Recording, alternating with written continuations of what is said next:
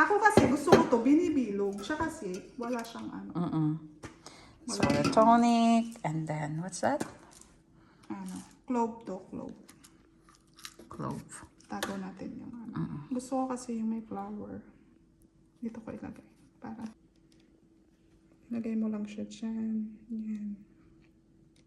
Tapos tusok-tusokin mo lang dyan. Pwede dun sa pinaka orange. Lagyan ko each ano. Yan. So, Anong purpose niyan? yung taste niya, tatanggalin niya yung lasa ng gin. Idbaw ko lang to kasi hindi masyadong gumawa. Okay, so.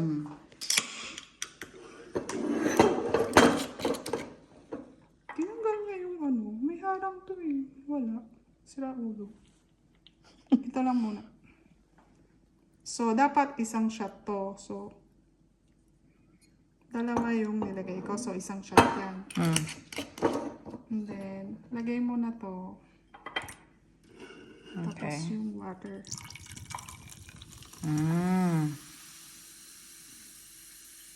So, para maglasa na yung cloves at saka yung orange mo.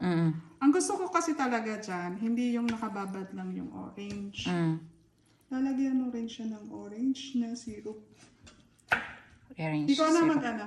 Ganon. Gusto Ito? mo? Ano ko lang? Magpiga. Pipigayin Pigayin ko mo. lang. Pipigayin ko lang daw. Yan. Siyak na. Okay. Yan. Go ka na dyan. Kailangan ba natin i-stir to? There. Wala yung lasa. Lasang ano lang. Kinuha ka ng drink ng sarili mong kaibigan. Diba?